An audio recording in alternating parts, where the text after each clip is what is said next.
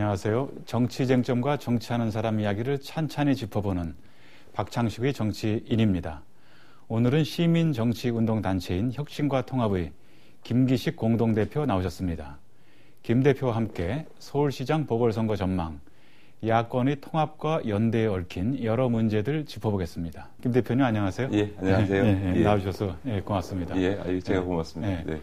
혁신과 통합의 공동대표 지금 맡고 계시고, 제가 시민정치운동단체라고는 했습니다마는 조금 생소하기도 해요. 그래서 어떤 단체인지 어떤 활동을 하는지 먼저 좀 간략히 소개를 좀 부탁드릴게요. 요즘 우리 정치의 화두가 하나는 변화와 혁신인 것 같고요. 또 하나는 통합과 연대인 것 같습니다. 그래서 소위 우리 국민들의 정치의 변화와 혁신을 바라는 마음, 또 내년 총선 대선을 앞두고 분열되어 있는 야권을 통합하고자 하는 이런 했으면 하는 이런 국민적인 바람을 갖고 있습니다만, 이게 기존의 정당들이 그걸 잘 수행을 못하고 있지 않습니까? 그런 차원에서 정당 조직은 아니고요.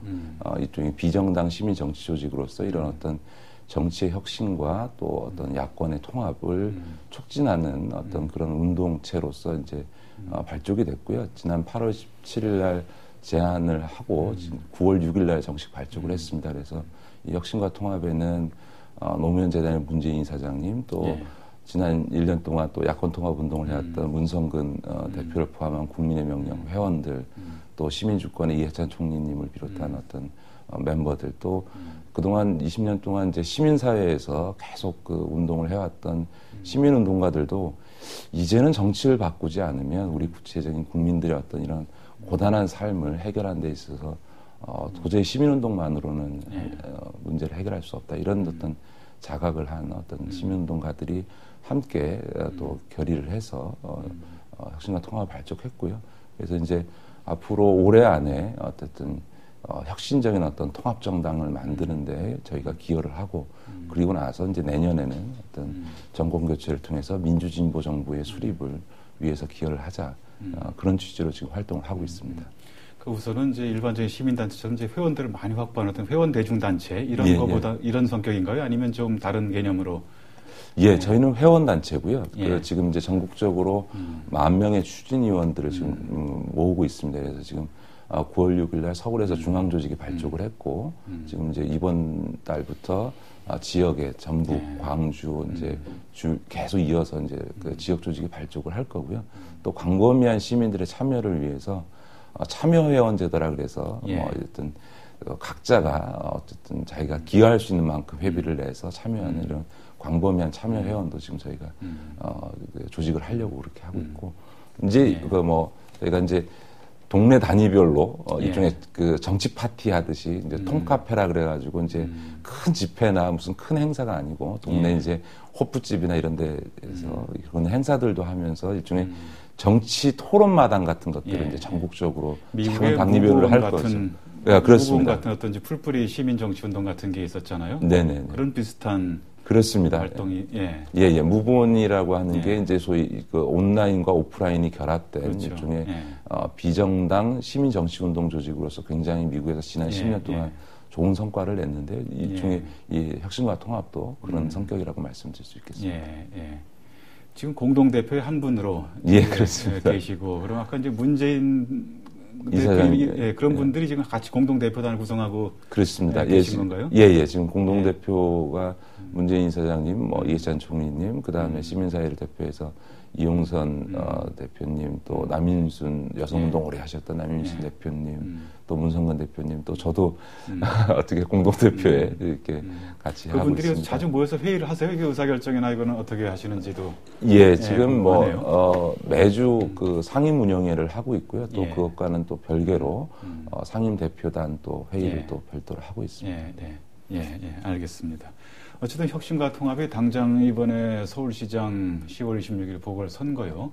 여기에 결합하고 지금 있죠. 그렇습니다. 그래서 우선 지금 당면한 서울시장 보궐선거 어떻게 될지에 대한 궁금증이 있는데요. 그 전망들을 좀 짚어보기로 했으면 합니다.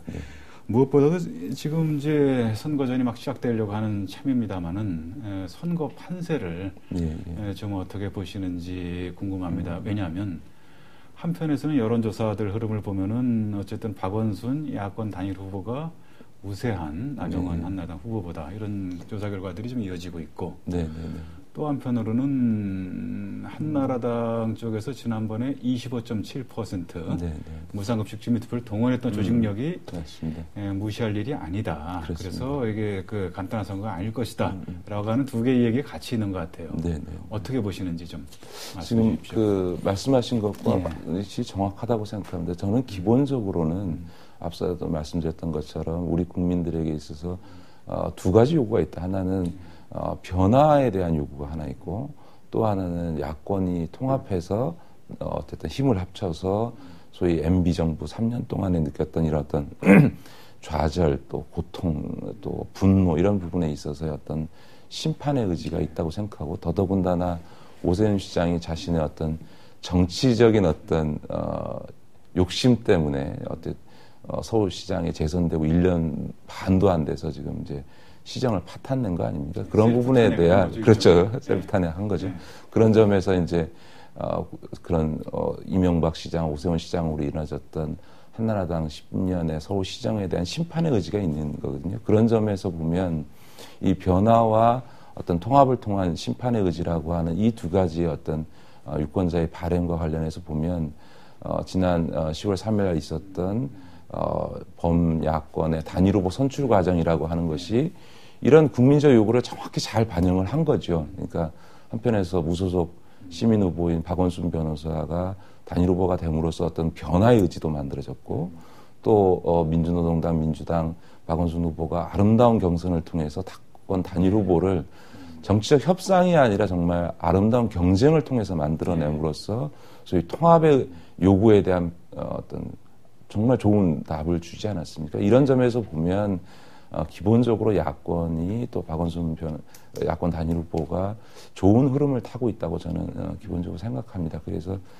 기본적으로는 유리한 고지를 점했다고 생각하는데 말씀하셨던 것처럼 이번 서울시장 선거가 전국 선거 속에 있는 게 아니고 평일날 이루어지는 보궐선거이기 때문에 사실 투표율 문제가 굉장히 심각한 문제가 되고요. 일단 여권은 지난 무상급식 주민투표 과정에서 이미 한 25%가 넘는 그 자기 조직을 동원해 놓은 상태이기 때문에 저는 낙관할 수 없는 선거다. 아마 결국 지금은 일정한 지지율의 격차가 보여지지만 선거 막판으로 가면 굉장히 박빙의 승부가 나지 않겠나 그렇게 생각합니다. 여기는 엊그저께 야권 단일 후보 경선 과정은 나름대로 의미가 있었다고 저도 이제 그거 보거든요. 왜냐하면 첫 번째로는 굉장히 이제 많은 시민들이 기성 정당 조직에 딱히 이제 가입되지 않은 많은 시민들이 적극적으로 좀 참여하는 모습도 좀 보였고, 두 번째로는 시민 후보와 뭐 민주노동당 후보들이 이제 어우러져 갖고 같이 동일한 규칙을 갖고 경쟁을 해갖고 경쟁력 있는 후보를 만들어내는 어떤 전범이라고 할까? 이걸 또 이제 한 것 같아요. 이렇게 되면 앞으로도 그런 이제 예들이 좀 이제 확대 적용될 수 있지 않을까 하는 생각도 좀 들던데 어떻게 보였어요, 그 과정? 사실은 이제 제가 혁신과통합의 공동대표로서 이번 단일 후보 경선의 그 정치적 합의 또 경선 룰을 정하는 과정에 제가 참여를 했습니다. 그런 점에서 이번 경선은 저희가 기대했던 것 이상의 성공이라고 개인적으로 생각합니다.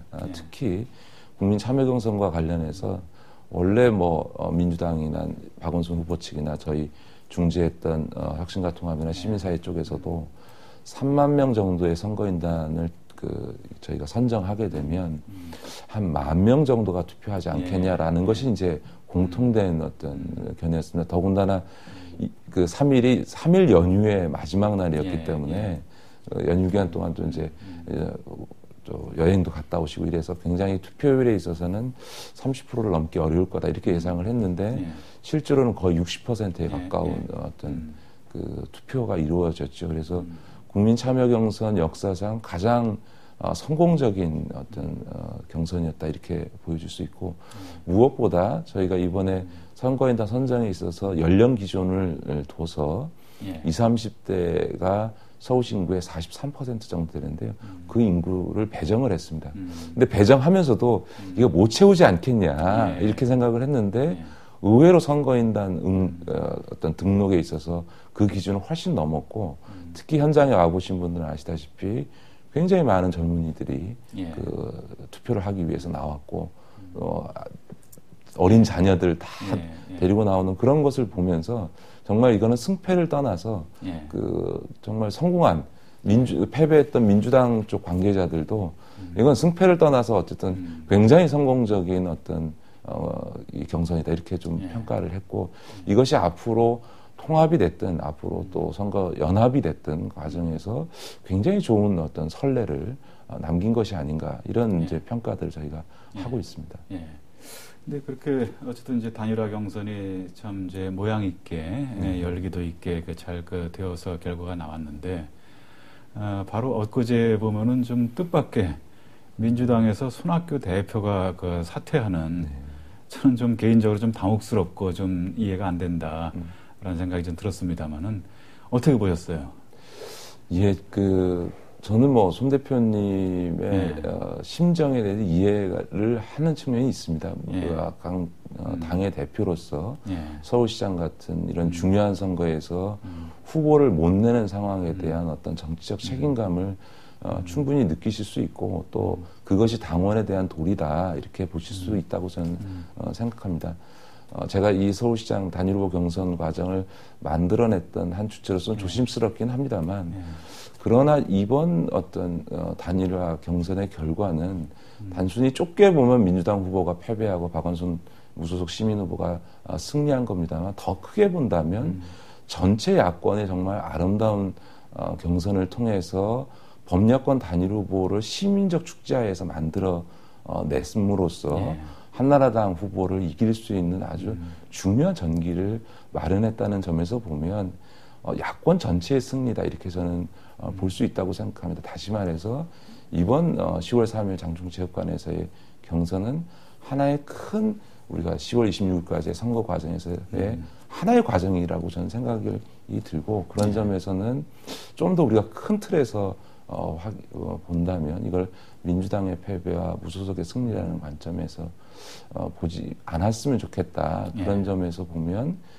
지금 전체 야권이 또 시민사회가 함께 힘을 합쳐있는 이런 과정이었으면 좋겠는데 조금 상황이 좀 안타깝게 진행되는 것 같습니다.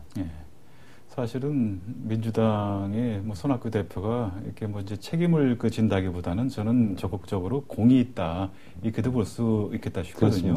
왜냐하면 민주당이 처음에 자체적으로 이제 사람도 마땅치 않고 그러니까 이제 이 경선도 제대로 하기 어려울 정도 이 정도 상황이었다가 어쨌든 범야권 단일 경선을 이제 치렀고 그 과정에서 굉장히 중심 역할을 민주당이 했고 그래서 결과를 만들어냈으면 이거는 이제 제 역할을 한 것이지 제 구실을 못했다라고 지금 볼 일은 아닌 것 같은데 좀 그런 답답한 생각은 좀 들어요.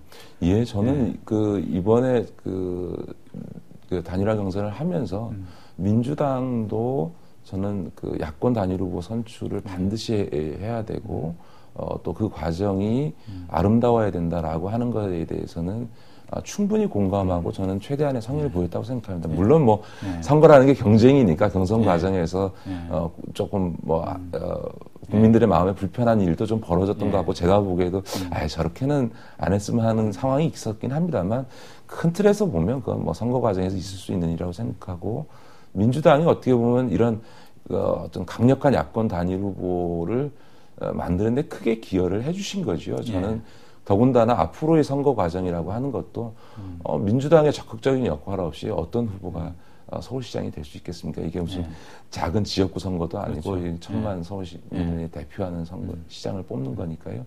저는 그런 점에서 오히려 민주당과 민주당의 당원들이 정말 민주당이 오히려 더 적극적으로 이번 서울시장 선거 과정을 치러냄으로써 민주당의 어떤 통 큰 모습을 보여주고 그걸 통해서 야권 단위로 박원순 후보를 당선시켜 내면 그 흐름 속에서 봐라 우리가 이렇게 통 크게 갔으니까 힘을 더 크게 합쳐서 민주당의 어떤 입장인 통합의 큰 길로 가자라는 호소가 정말 더 대중적 호소력을 갖지 않겠냐. 우리가 서울시장까지도 내주면서 이렇게 헌신했다라고 하는 것이 민주당의 어떤 통합당론의 어떤 명분이라든가 진정성을 국민들에게 납득하는데 훨씬 더 좋다고 생각합니다. 그런 점에서 좀 민주당 당원들께서도 우리 후보 졌다 이런 생각보다는 오히려 더 큰 승리를 위해 가는 과정이다 이렇게 좀 이해해 주셨으면 좋겠습니다. 너무 이렇게 좁게만 볼 일은 아닌 것 같다 싶고요. 또 한 가지는 그동안 이제 그 민주당 쪽에서 그 박원순 예비 후보 때부터 민주당에 입당하시라 이런 요구가 있지 않았습니까? 네. 이 문제는 좀 어떻게 해야 된다고 생각하십니까? 예, 저는 그 박원순 후보에게는 앞서 계속 말씀드린 것처럼 두 가지 요구가 다 있다고 생각합니다. 하나는 기존 정당과 기존 정치인들에게서 발견할 수 없었던 새로운 변화에 대한 어떤 희망을 주고 있는 측면이 있지 않습니까? 그것을 온전히 박원순 후보가 안아야 되기 때문에 박원순 후보가 어떤 특정 정당의 틀에 지금 같이 있는 것은 그런 어떤 변화의 욕구를 담아내는 데 있어서 조금 문제가 발생할 수 있다고 저는 생각을 합니다. 그러나 또 한편에서 보면 그 안철수 씨와 다른 입장을 그 박원순 후보가 보여주고 있지 않습니까? 그거는 정당 정치를 부정하고 있지 않고 정치는 혼자 하는 것이 아니고 분명히 본인이 정당 정치의 일원이 되겠다라고 하는 의사를 분명히 보여주고 있고 또 지난 역사 속에서 민주당이 여러 가지 한계와 국민들의 마음에 상처를 준 적도 있지만 동시에 민주정부 10년의 역사라는 게 다 민주당의 역사이기도 하니까 그런 점에서 존중하고 가야 된다는 측면에서 보면 민주당과의 어떤 함께 가는 모습을 보여야 되는 것도 저는 맞다고 생각합니다. 다만 이것을 앞서부터 계속 말씀드린 것처럼 좁게 이 시점에서 민주당을 입당하냐 안 하느냐의 문제보다는 오히려 더 크게 정말 이번 서울시장 선거를 통합선대본 하에서 정말 일치단결해서 그 선거를 치러내서 승리해내고 그 승리의 힘에 기반해서 더 큰 민주당, 정말 박원순 후보도 함께할 수 있는 또 시민사회나 다른 정치권 바깥의 세력들 또 진보 정치를 했던 분들도 흔쾌히 함께할 수 있는 혁신된 통합정당의 미래 비전이 열어진다면 거기서 민주당도 박원순 후보도 모든 진보 세력도 함께하는 이런 큰 비전 속에서 어떤 박원순 후보의 어떤 정당 문제에 관련된 어떤 거취를 결정하는 게 훨씬 더 우리 전체 야권을 위해서도 좋은 게 아니냐. 왜냐하면 서울시장 선거 반드시 이겨야 되긴 하지만 또 한편에서 서울시장 선거는 내년 총선 대선의 전초전이기도 하거든요. 그래서 이번 서울시장 선거 과정을 통해서 내년 총선 대선에서 승리할 수 있는 어떤 정치적인 흐름을 만드는 것도 또 중요하기 때문에 이걸 너무 좁게 민주당 입당 문제로만 가면 어쩌면 소탐대실할 수도 있겠다. 저는 이렇게 생각을 합니다. 뭐 알 것 같습니다. 이제 그렇게 좀 큰 틀에서 이제 문제를 이제 볼 필요성이 있겠고 또 한 가지는 이제 그 만약 당선다고 전제를 할 때 어떤지 그 시정을 좀 책임 있게 운영하는 어떤 그런 체계의 문제랄까, 뭐 공동정부의 문제랄까. 이런 것도 중요할 것 같아요. 예, 그 문제에 관한 어떤 지금 이제 뭐 구상이라든가 이런 건 좀 어떻게 지금 되고 있나요? 그 이번 야권 단일 후보를 선출하는 과정에서 단순히 경선 방식만이 아니고 정책 더 나아가서 지방 공동정부 그러니까 서울시정 공동 운영에 대한 합의문을 각 후보 간에 체결을 했습니다. 그래서 박원순 후보가 당선이 되면 서울시정을 혼자 운영하는 것이 아니라 민주당, 민주노동당, 국민참여당, 진보신당과 시민사회가 함께 참여하는 공동정부로 운영하고 그 공동정부를 운영하기 위한 시정운영협의회를 구성한다. 그리고 그것이 임기구가 됐을 때 또 앞으로 뭐 약속이 지켜지냐 안 지켜지냐 이럴 수 있기 때문에 그 시정운영협의회를 뒷받침할 수 있는 조례, 지방정부로서는 법률에 해당되는 그 조례를 제정해서 그것으로 이런 어떤 공동정부 운영을 뒷받침하기로 돼 있고요. 무엇보다 박원순 후보 스스로가 이 1,000만 시민을 책임지는 시정이 개인이 할 수 있는 일이라고 전혀 생각하지 않습니다. 그러니까 이 작은 시민단체 운영하는 것과는 전혀 다 별개의 문제라고 생각하고 있고 그래서 지난 과정에서도 계속 시의회와의 협조라는 게 너무나 중요하죠. 오세훈 시장이야말로 정말 시장이 되고 나서 민주당이 서울시의회 70%를 차지하니까 아예 뭐 시의회 나가지도 않나 버리는 상권 분립 체제에서 국민이 선출해준 시의회를 부정하는 태도를 취한 건데 박원순 후보는 본인이 지금 무소속임에도 불구하고 시의회와의 관계를 굉장히 중요하게 생각하고 그런 점에서 시의회 다수를 점하고 있는 민주당과는 공동 책임을 져야 된다는 인사를 갖고 계신 걸로 알고 있습니다. 그런 점에서 저는 아마 공동정부 운영은 큰 문제 없이 진행되지 않을까 싶습니다. 우리 김 대표께서는 박원순 후보하고 참여연대 사무처장과 간사라든지 아니면 뭐 같이 일해본 경험이 좀 오래되신 편이죠, 아마? 예, 94년도에 참여연대가 창립됐는데요. 그때 박원순 변호사님과 지금 이제 후보 되시죠, 박원순 후보님과 가 같은 창립 발기인이고요. 박 변호사님이 96년부터 2001년까지 사무처장을 하셨고, 제가 2002년부터 그 다음에 이제 사무처장을 했기 때문에 박 변호사님과의 이제 인연은 뭐 굉장히 깊은 인연이죠.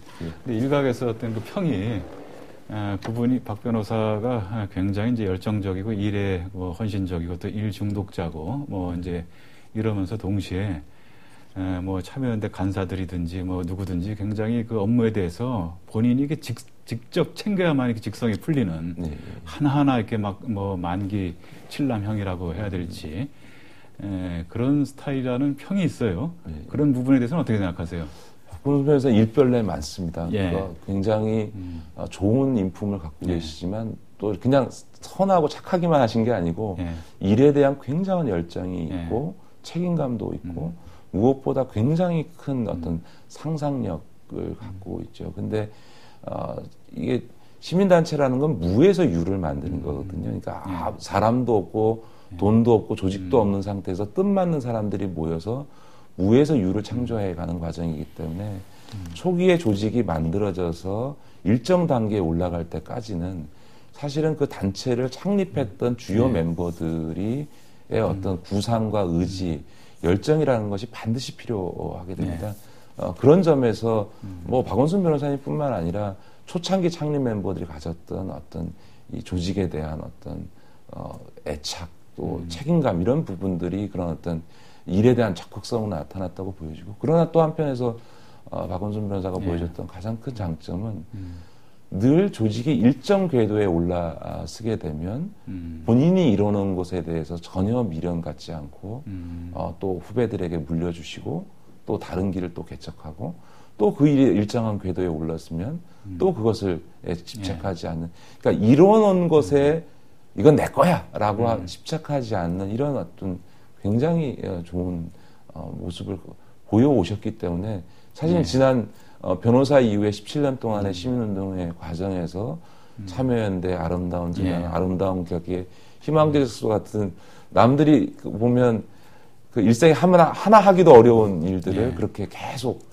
하실 수 있었던 것도 그런 어떤 마음의 자세 때문에 저는 가능했다고 저는 생각합니다. 최근에 그 선거가 되면서 그 쟁점이 시민단체에 대한 특히 아름다운 재단에 대한 대기업들의 기부 문제 이게 좀 논란이 좀 되고 있지 않습니까? 이 문제는 어떻게 보고 계세요? 저는 그건 정말 그 납득할 수도 없고 음해라고 저는 개인적으로 생각합니다. 박원순 변호사님이 참여연대 사무처장을 그만두시고 이제 제가 사무처장을 하고 이제 박 변호사님이 아름다운 재단 상임이사로 가신 뒤에 참여연대와 아름다운 재단은 완전히 별개로 분리됐고 사상에서 늘 그 박원순 변호사께서 저한테 미안하다는 말씀을 하셨습니다. 왜냐하면 아름다운 재단에 그렇게 기부를 받아서 나눔 실천을 함에도 불구하고 참여연대의 재정적 지원을 한 푼도 안 해주셨습니다. 이거는 완전히 참여연대를 위해서도 아름다운 재단과 참여연대는 완전히 분리되어 있는 게 좋겠다. 그래서 후배인 제가 사무처장을 하면 당연히 어려움이 있어서 재정적으로 도와줘야 되는 게 당연한데 도와주지 못해서 미안하다고 저한테 늘 말씀하셨고 저는 맞습니다. 재단과 참여연대는 성격이 다르기 때문에 충분히 박원순 변호사님의 그런 마음을 제가 이해하기 때문에 안 도와주시는 거 제가 충분히 이해합니다. 이런 얘기를 사석에서는 했습니다. 그런 점에서 아름다운 재단과 참여연대는 완전히 분리돼서 운영했고 아름다운 재단으로부터 참여연대는 지원을 받은 게 없고요. 더군다나 박원순 변호사께서는 사실은 참여연대 당시에 재벌개혁이라는 말 자체가 우리 사회에 존재하지 않을 때 재벌개혁 운동을 처음으로 시작하셨던 저도 같이 했습니다만 분이고 우리나라 재벌 기업의 문제가 크게 두 가지 아닙니까? 하나는 이런 어떤 고쳐야 될 것들, 예를 들어서 그 소수의 지분을 갖고 이 전행하는 황제처럼 전행하는 어떤 소유지배 구조의 문제라든지, 또 편법적이고 불법적인 상속 증여의 문제라든지, 또 경제적 집중이라든가 자기 혼자 배불리겠다라고 하는 어떤 이런 어떤 문제, 이른바 상생과 관련된 문제, 이런 문제들은 비판하고 고쳐야 될 문제가 있고요. 또 하나는 국제적으로도 지금 기업의 사회적 책임이라는 문제가 지금 계속 CSR이라 해서 제기가 되지 않습니까? 그래서 기업이 얻은 이 막대한 부를 어떻게 사회에 환원할 거냐 문제라고 하는 게 늘 기업 문제에서 핵심적인 문제죠. 그래서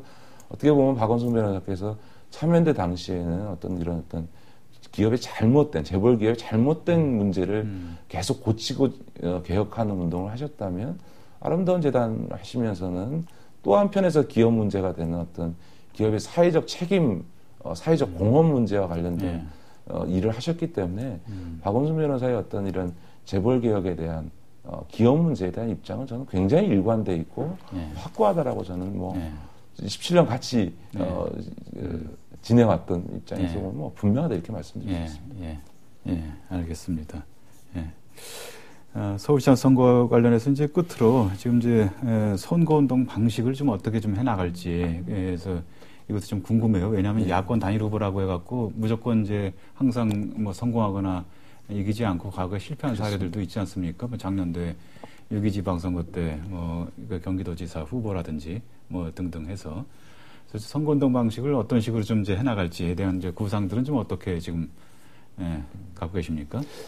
지금은 제가 야권 단일 후보 이 경선 과정을 관리하느라고 캠프에 결합이 돼 있지 않기 때문에 제가 직접 말씀드릴 수는 없겠습니다만, 아마 제일 기본적으로는 이 야권 단일 후보 선출 과정에 참여했던 민주당, 민주노동당, 국민참여당 등 기존의 정당들이 아무래도 조직도 있고 고정 지지 기반이 있으니까 이분들이 열심히 띄워주시는 게 중요하고, 또 박원순 캠프에서 후보나 또 선거본부에서는 그런 분들을 정말 우리가 이긴다가 아니라 정말 함께 가기 위한 저는 모습을 보여주는 게 굉장히 중요하다고 생각을 하고, 또 그렇게 해주실 거라고 믿고요. 그러나 또 한편에서 보면 이번 10월 3일 국민참여개선에서 보여진 것처럼 우리 시민들 정말 놀라운 어떤 참여의 열기, 의지를 보여주고 계시지 않습니까? 그리고 그것이 특히 제가 알기로는 그날 참여하셨던 어떤 다수의 자발적인 어떤 선거인단들이 대개 SNS를 통해서 어떤 참여를 하신 것으로 알고 있습니다. 그래서 아마도 정말 SNS를 통한 트위터라든가 페이스북이나 이런 것들을 통한 어떤 선거운동의 어떤 새로운 전형이 이번 서울시장 과정에서 만들어지지 않을까. 또 자발적인 어떤 시민들의 어떤 참여 조직이라고 하는 것들이 무소속이기 때문에 어쨌든 각 지역별로 만들어질 수밖에 없고, 그런 것들이 이번에 제가 보기엔 비정당 영역에서 한 3만 정도가 선거인단 등록을 한 것 같습니다. 그분들이 굉장히 자발적으로 그런 새로운 조직을 스스로들 만들어가지 않을까 그렇게 생각하고 있습니다. 다음에는 혁신과 통합 이제 좀 더 중심으로 해서요. 이게 이제 야권 통합 운동을 이제 중심적으로 추동하려는 어떤 이제 조직 아닙니까? 그 문제를 좀 더 얘기 나눠봤으면 하는데요. 최근에 그 중에 한 축이 될 텐데 진보 정당들의 통합이 무산되지 않았습니까? 진보신당 대의원대에서도 진보정당 통합안이 부결되고, 민주노동당 대회에서도 국민참여당과의 이제 통합 방안이 이제 부결되고 이런 상태에 지금 왔는데, 이 상황은 좀 어떻게 보고 계십니까? 도대체 뭐가 문제라고 좀 보시는지. 저는 매우 안타깝고 또 솔직히는 좀 착잡한 심정입니다. 아시다시피 저는 제가 안식년에 돌아온 뒤로 빅텐트론이라 그래서 민주진보 세력이 연합정당을 구성하는 게 좋다. 그래야만 선거에 승리할 뿐만 아니라 선거 승리 이후에도 김대중 노무현 정부의 어떤 불행, 소위 좌우협공하에서 무너져 내릴 수밖에 없었던 이런 전철을 다시 밟지 않기 위해서는 작은 차이를 딛고 큰 단결을 해서 우리가 복지국가 서구에서 복지국가가 되는데 한 40년 걸렸는데 우리도 그런 정도의 어떤 큰 목표를 갖고 힘을 단결하는 게 좋다고 저는 개인적으로 생각합니다만 그럼에도 불구하고 역사성의 측면에 있어서 진보 정치 해왔던 분들의 어떤 를 전 존중하고 또 그 차원에서 이루어지는 진보정당 통합이 잘 되기를 바래왔습니다. 그리고 그런 어떤 진보정당 통합을 거쳐서 진보 세력이 좀 더 힘이 커진 조건에서 대통합으로 가는 게 더 바람직할 수 있겠다. 저는 개인적으로 그렇게 생각해 왔는데 사실은 이러저런 차원의 진보정당 통합이 다 무산이 된 거죠. 저는 그걸 보면서는 뭐랄까요, 그러니까 외람된 얘기입니다만 그분들께는 정치를 하면서 눈높이가 조금 더 대중의 눈높이로 가야 되는 거 아닌가. 그러니까 그 정당 내부에서의 어떤 정파적인 어떤 이해관계라든가 이런 어떤 명분이랄까 이런 것에 너무 집착하면서 사실은 국민적인 눈높이를 맞추는데 또 국민적인 시각에서 어떤 판단하고 결정하는데 실패한 것이 아닌가. 그렇기 때문에 이제 국민들에게 상당히 많은 실망과 상처를 줬고 그것이 지난 10년 동안의 진보정당 운동을 통해서 어렵게 여기까지 오셨던 분들에게 큰 상처가 되지 않을까 이런 좀 안타깝고 착잡한 심정을 갖고 있습니다. 예. 근데 어쨌든 이 진보 정당들이 그래서 그럼 다음 단계에서 뭘 어떻게 하는 거에라는 이제 과제가 또 여전히 또 있는 것 같아요. 네. 그래서 그 안에서도 지금 이제 여러 견해들이 분분한 것 같은데 혁신과 통합의 어떤 이제 그 공동 대표를 하고 계신 입장에서 그분들한테 좀 이 시점에서 좀 제안해 볼 만한 게 뭐 없을까요? 그러니까 저는 대통합 얘기하니까 사람들이 소통합도 안 되는데 무슨 대통합이 되냐 이렇게 얘기를 하는데 저는 생각이 좀 다릅니다. 작은 통합은 작은 걸 자꾸 따지기 때문에 오히려 어렵고 크게 단결할 때는 작은 차이를 뛰어넘을 때만 크게 단결할 수 있는 거거든요. 저는 그런 점에서 보면 모든 세력이 특히 진보정치 세력들이 국민적 시각에서 시대의 흐름을 보고 본다면 저는 훨씬 더 크게 좀 사고를 해주셨으면 좋겠다. 그런 점에서 대통합을 하는 문제에 대해서 좀 다시 생각해 보실 필요가 있다고 저는 생각하고 또 하나는 이번에 보여지는 안철수 박원순 현상이라고 하는 부분에 대해서 진보정치 세력들이 깊게 고민해 봐야 한다고 생각합니다. 사실은 진보정당이 갖고 있는 어떤 대중적 정치 기반은 어떤 그것이 갖고 있는 정책적, 이념적 어떤 부분도 있습니다만 또 한편에서 보면 반한나라당, 비민주당 정서에 기반하고 있는 측면도 있는 거거든요. 그러니까 한나라당은 아닌데 민주당이 마음에 들지 않는 사람들이 이제 진보정당을 지지하는 경우들이 굉장히 많습니다. 그런데 지금 이런 안철수, 박원순 이런 현상에서 보여지는 것 같은 새로운 어떤 정치의 흐름들이 형성되게 되면 그 순간 진보정당의 정치적 입지가 대중적으로 굉장히 좁아지는 현상이 지금 나고 있고 그것은 지난 2007년 대선 과정에서도 운국현 후보라고 하는 또 다른 제3의 세력이 등장하는 순간 민주노동당의 입지가 굉장히 축소됐던 경험을 또 진보정당이 한 바가 있습니다. 그건 무슨 얘기냐 하면 큰 변화의 흐름과 어떤 대중의 어떤 요구를 받아안지 못하게 되면 단순히 반한나라당 비민주 정서에 기대서는 정당의 어떤 비전을 바라보기 어렵게 될 거다. 당장 이번 서울시장 야권 단일 후보 선출 과정에 있어서도 대중의 시각에서 보면 박원순 후보와 시민 후보 박원순 후보와 민주당 후보 간의 단일화 문제가 된 거죠. 얼마 전까지만 해도 우리가 야권 후보 단일화 그러면 민주당 후보와 민주노동당 후보의 단일화 혹은 민주당 후보와 국민참여당 후보의 단일화 문제인데 지금 좀 옹색해졌죠. 완전히 지형이 바뀐 거거든요. 이런 큰 변화의 흐름이라고 하는 것에 대해서 능동적으로 대처할 때 그거는 자기 거를 지키려고 하는 태도보다는 이 큰 변화의 흐름 속에 과감히 뛰어들어서 국민의 마음을 얻는 이런 태도가 저는 중요하다라고 저는 개인적으로 생각합니다. 사실 박원순 변호사도 어떻게 보면 국민참여경선이라고 하는 조직동원이 이루어지는 경선 과정에 자기를 버리고 던져서 시민의 마음과 소통함으로써 시민들이 그것에 응답해 줌으로써 국민참여경선에서조차도 불과 850표 정도의 차이로까지 좁힐 수 있었던 거 아니겠습니까? 저는 그렇게 국민의 마음에 화답할 때 반드시 국민들이 그거에 답을 준다 이렇게 저는 개인적으로 생각합니다.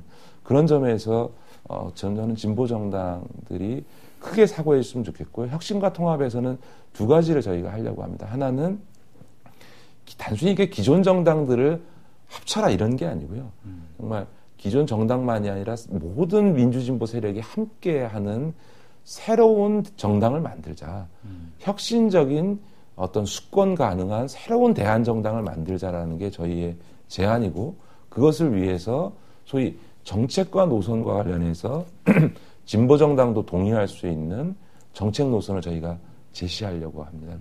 그러니까 민주당하고 뭐 정책 갖고 이렇게 뭐라고 할 필요 없이 이 노선에 동의한다면 민주당도 진보정당도 함께 하자라고 하는 가치 노선을 저희가 제시를 하려고 그러고 또 하나는 각 세력이 공존하며 경쟁할 수 있는 어떤 세력 균형 방안이라고 하는 것을 저희가 제시를 하려고 그러고 그것에 대해서 제일 큰 집인 민주당의 결단과 양보를 저희가 받아내겠습니다. 그렇게 세력 균형을 이뤄낼 수 있는 그런 양보를 얻어내면 일정을 언제쯤으로 생각하세요? 아무래도 원래는 저희가 10월 달부터 시작을 하려고 그랬는데 서울시장 선거라는 워낙 큰 사안이 발생을 해서 일단 서울시장 선거 승리를 위해서 일단 집중을 하고 그러나 시간적인 정치라는 건 시간 문제가 있으니까 11월부터는 본격적으로 그런 어떤 혁신적 통합정당이 만들어질 수 있도록 본격적인 활동을 시작할 생각인데 물론 지금도 이미 다양한 각도로 대화하고 또 10월 달 동안 진행을 하겠습니다만 당장 수면 위로는 어쨌든 이게 서울시장 선거를 중심으로 가야 되지 않겠냐. 그런 점에서는 보면 이번 그 야권 단일 후보의 선대본부가 정말 통합 선대본부가 되는 게 굉장히 중요하다. 저는 개인적으로 그렇게 생각합니다. 근데 11.6 이제 그 보궐선거를 이제 하고 이제 그 뒤에 이제 11월부터 이렇게 이제 이야기를 하시긴 합니다만은 아마 12월 며칠부터인가 내년 총선을 위한 각 정파의 예비 후보 등록이 시작이 되죠. 민주당 전당대회도 아마 12월 달께는 하지 않을까 그 예상이 되고요. 그런 일정을 생각하면 좀 물리적으로 이게 그 통합정당을 만든다는 게 굉장히 좀 물리적으로 너무 이제 촉박해서 어려워지는 상황으로 이제 가고 있는 거 아닌가 하는 걱정도 좀 들거든요. 네. 물론 이제 현실적으로는 물리적인 시간에 쫓기고 있는 건 사실입니다. 뭐냐면 12월 달을 넘어가게 되면 각 당이 이제 후보자 공천 작업에 들어가기 때문에 일단 각 당의 후보 공천이 이루어지는 과정이 들어가면 통합은 고사하고 연대연합도 사실은 불가능해지는 상황으로 저는 갈 거라고 생각합니다. 그러나 오히려 거꾸로 생각하면 그렇기 때문에 더 절박해지고 소위 내년 총선 대선에서 승리를 위해서라면 우리가 절박하게 빨리 판단해야 된다라고 하는 절박성이 높아지게 되면 통큰 결단을 통해서 저는 이루어질 수 있는 게 아닌가. 사실 지난 역사에서도 어쨌든 통합이나 이런 문제들은 기본적으로는 정치적 결단의 문제이죠. 국민의 요구에 순응하는 정치 지도자들의 또 정당 주체들의 결단의 문제인 거지 저는 기본적으로 협상의 문제라고 생각하지 않습니다. 저는 그리고 그런 어떤 결단들이 이루어진다면 통합정당을 만드는 실무적인 과정은 굉장히 빠른 속도로 진행될 수 있다.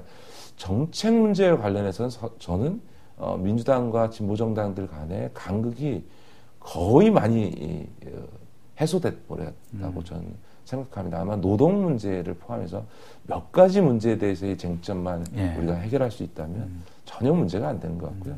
세력 균형 방안도 결단의 문제지 방안이 없는 건 아니다. 저는 그렇게 생각합니다.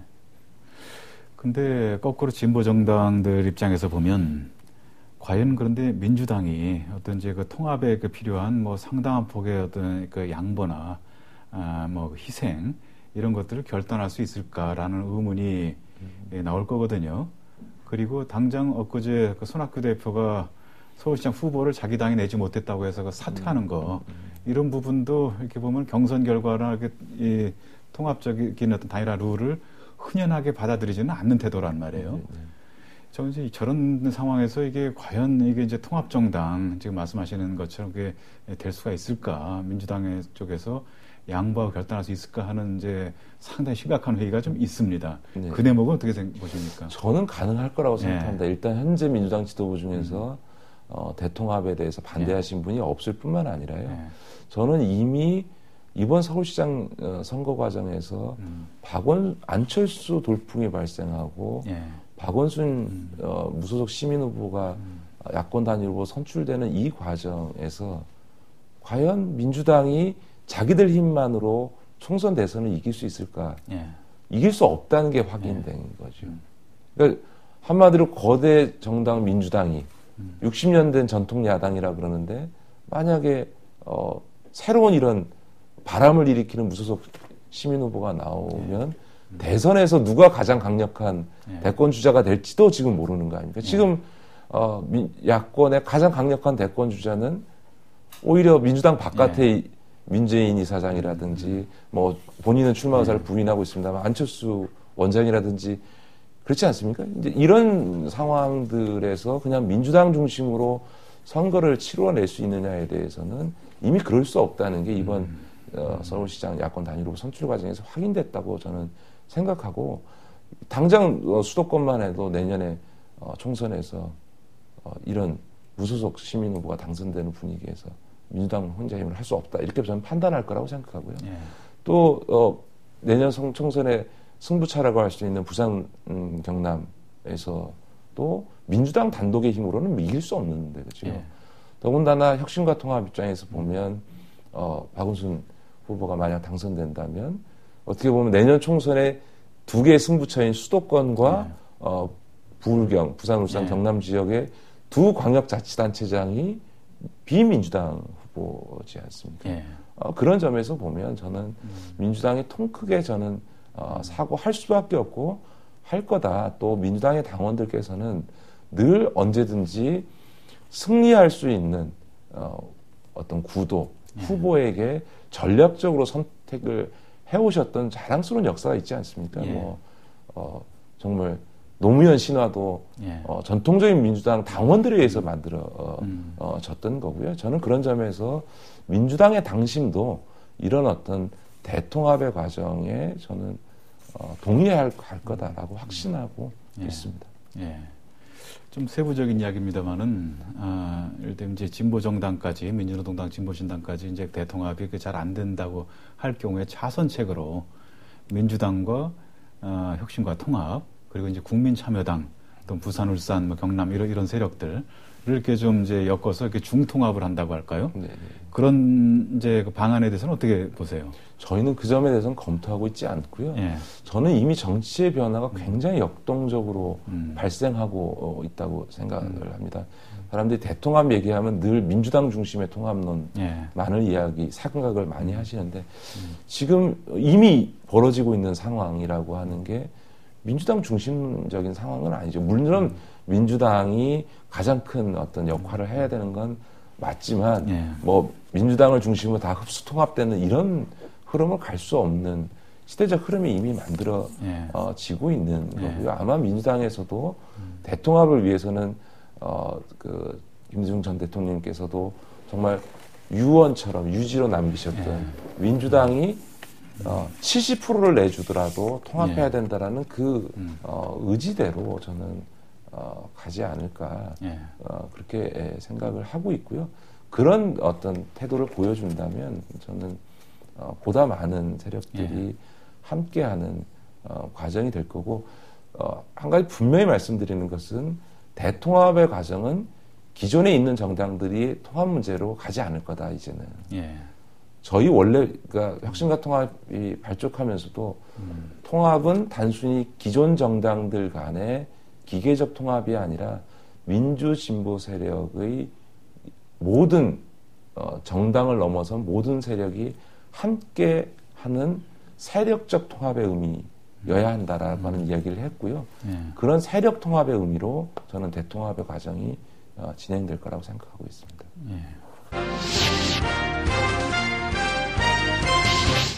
끝으로 우리 김기식 대표와 관련된 개인적인 사항들도 좀 궁금증이 있습니다.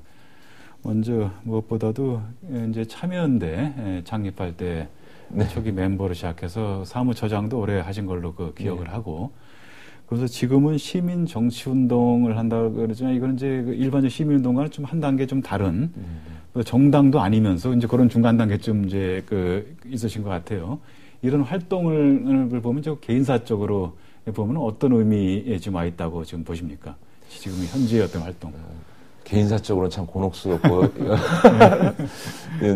어떤 시민단체와 정당의 그 중간쯤이라고 제가 규정한 게 맞아요? 그렇게 맞습니다. 그러니까 이제 지금 시민정치운동이라는 거는 비정당 영역에 있어서 정치의 변화를 목적으로 하는 조직이죠. 그러니까 일종의 시민단체는 일종의 영향의 정치를 통해서 정치의 변화를 만들어 왔다고 생각합니다. 근데 이제 지금은 보다 직접적인 참여의 정치를 통해서 정치의 변화를 만들어야 된다고 생각을 하고요. 제가 참여정부 끝나고 안식년 다녀와서 느낀 것 중에 하나는, 한때 우리가 참여정부 말기에 민주주의가 밥 먹여주냐 이런 얘기를 많이 했죠. 그래서 밥 먹여줄 줄 알고 이명박 대통령 선출했더니 밥도 안 먹여주고 민주주의도 팽개치고 하는 일이 벌어진 건데요. 그래서 지금 이명박 정부 3년 반 동안 국민들도, 시민운동가들에게도 문제는 정치다. 우리가 참 민주화가 되고 또 민주정부 한 10년을 거치면서는 이제 정치는 정치가들이 하고 우리는 다른 거 하면 된다고 생각을 했는데, 그게 아니고 정말 문제는 정치구나라고 하는 자각을 우리 국민들도, 시민운동가들도 했다고 저는 생각이 들고요. 그런 점에서 지금의 정치적 변화를 정치가에게만 맡겨둘 수 있는 상황이 아니라고 생각이 들고, 광범위한 시민적 참여, 다시 말해서 지난 촛불 과정에서 확인됐던 굉장히 역동적인 시민의 어떤 정치적 동력을 이런 정치의 혁신과 변화의 과정에 반영해내야 된다라고 저는 생각합니다. 다만 우리나라 국민들의 정치의 변화는 굉장히 바라는데도 불구하고 당원대라 그러면 안 하거든요. 그러니까 절대로 우리의 대중적인 이런 정치적인 어떤 변화의 욕구가 정당이라는 틀로는 담아지지 않습니다. 그게 한국의 특수성이라고 저는 생각하고, 그렇기 때문에 이런 어떤 비정당적 시민정치 운동을 통해서 이런 어떤 정치적 변화를 바라는 국민의 마음을 담아내는 이런 운동이 저는 필요하다. 그렇기 때문에 기존 시민단체도 아니고 정당도 아닌 그냥 이런 새로운 형태의 어떤 비정당적 시민정치 운동 조직이 필요하다는 거고요. 이게 세계적으로도 좀 트렌드가 있습니다. 그러니까 무보험과 같은 어떤 이런 비정당적 시민정치 운동이 미국에서 만들어지고 그에 영향받아서 티파티라고 하는 또 보수적의 조직이 또 만들어지고 있고요. 또 유럽에서도 다양한 어떤 정당적 틀에 어떤 갇히지 않는, 정당에 종속되지 않는 새로운 어떤 시민정치 조직들이 지금 다른 나라들에서도 많이 만들어지고 있는 거죠. 정당 정치 한계가 조금 있는 것 같습니다. 그러니까 좀 시대의 흐름, 또 젊은 세대들과 이 어떤 전통적인 정당 조직이 좀 매치된, 그러니까 잘 조응하지 못하는 이런 지점들이 있는 과도기가 있다. 저는 그럼에도 불구하고 정당이 또 이런 흐름을 받아서 혁신하고 변할 거라고 생각합니다만, 그 과도기에 있어서의 어떤 이런 시민정치 조직이 필요하지 않나, 저는 그렇게 생각합니다. 근데 이제 과도기적으로는 그런 이제 시민정치운동 이런 활동을 이제 하지만, 또 궁극적으로 정치적인 뭐 포부라든가 어떤 자기 이제 사회 소명을 이제 이루기 위해서는 실제로 정치를 하는, 구체적으로 이제 내년 총선 같은 기회에 이제 출마를 할 수도 있지 않을까 하는 생각이 좀 들거든요. 우리 김 대표 같은 분. 그렇죠. 아니, 저희 혁신과 통합의 이런 시민정치 운동을 하시는 분들에게는 크게 세 부류가 있습니다. 그러니까 예를 들면, 정말 정치의 변화를 바라는 그런 소박한 심정에서 참여하시는 분, 또 앞으로 어떤 이런 시민정치 조직으로서 정당의 변화를 뒷받침해주는 역할을 지속적으로 하겠다는 분도 있고요. 또 정당에 참여하실 분도 계시고, 더 나아가서 그 정당에 참여해서 출마하시려고 하는 분들도 계시죠. 그런 분들이 이제 앞으로 통합정당이 만들어지는 과정에서 역할 분담들이 이루어질 겁니다. 그래서 시민정치운동에 남을 분들은 계속 혁신과 통합에 남고 또 정당에 참여하실 분들은 그런 혁신적 통합정당에 참여하는 과정이 아마 있겠죠. 그러니까 그런 어떤 다양한 힘들이 모여서 어떤 정치 변화를 만들어낼 수 있다고 생각합니다. 예. 그중에 김 대표는 어느 쪽을 택하시겠습니까? 제가 그런 질문 많이 받는데요. 예. 저는 정치를 제가 하지요. 지금 정치를 사실은 참여연대 할 때도 영향의 정치를 했고 예. 지금도 시민정치운동도 정치라고 생각하는데 좁은 의미의 정치에는 확실히 권력의지라는 게 저는 있어야 되는 것 같습니다. 이제 그래야만 그 정치 했을 때 스스로 불행해지지 않는 것이 된다고 생각하거든요. 왜냐하면 정치를 하면서 내가 무슨 부귀 영화를 누리겠다고 속된 말로 이 짓을 하고 있나라는 생각을 하면 정치를 저는 못한다고 생각합니다. 근데 개인적으로는 제 스스로 안에서 어쨌든 지금까지는 그런 권력 의지를 느낄 수 없기 때문에 그에 대해서 상당히 좀 부정적으로 생각하고 있습니다. 예, 알겠습니다. 오늘 준비한 질문 거의 다 이제 드렸고요. 끝으로 대담 마무리를 겸해서 이 프로그램을 지켜볼 누리꾼들한테 좀 한 말씀 좀 해주시죠. 예, 저는 정치가 국민을 배신한 적은 있지만 우리 국민들이 시대 흐름이 만들어졌을 때 그것을 배신한 적이 한 번도 없다고 생각합니다. 한국의 중요한 정치적 변화는 늘 시민의 힘으로 만들어 왔습니다. 지금 이제 그 시점이 됐습니다. 이미 야권 단일 후보를 선출하는 과정에서 네티즌들께서 우리 시민들께서 기적을 만들어내셨고요. 10월 26일 날 또 그 기적을 만들어주시고 더 나아가서 내년 총선 대선 과정에서는 정말 기존 정당의 힘이 아니라 시민의 힘으로 정권을 이명박 정권을 심판하고 정권 교체와 우리 국민들이 희망을 가질 수 있는 민주진보 정부의 수립의 그런 역사를 여러분들의 힘으로 만들어 주셨으면 좋겠습니다. 지속적인 참여와 성원 부탁드리겠습니다. 고맙습니다.